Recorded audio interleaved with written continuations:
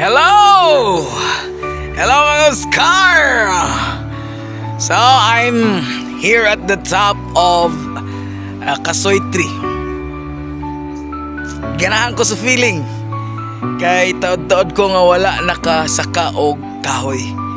Una tungod kay madlok na ko tungod sa kabugat og nagakatigulang na biyata. So, naguna-una ta nga usahay, imposible na ang mga butang himuon para sa atong mga edad. Pero I just love the thrill.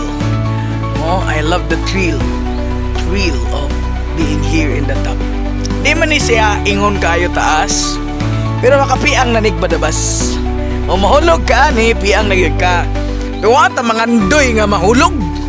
Kaya di man na to tinguha nga kung makasakat tas taas mahulog ta. So man ito problema because when we decide or think to do something new, ang ato lang yun-una is the negative side.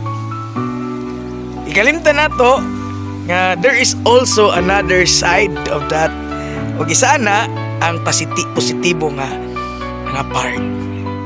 Ang thrill, ang kalipay, o ang fulfillment.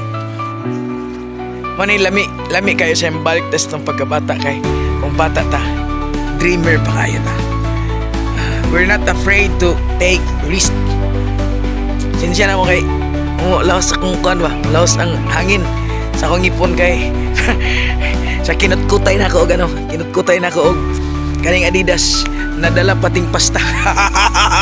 So, come what may, bisagon sa na may tabo. Ang importante makapaabot ko og mga pagdasig karon nga adlaw para sa tanan.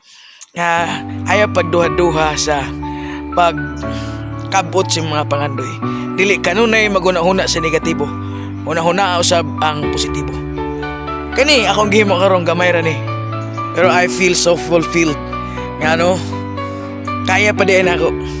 Kaya pa. Bisan ko ang tuhod medyo sakit na. Ang kakuyaw basig mabali ang sanga. Unsa ra kan. Pero accomplished. Lipay kayo ko. Ikaw sad.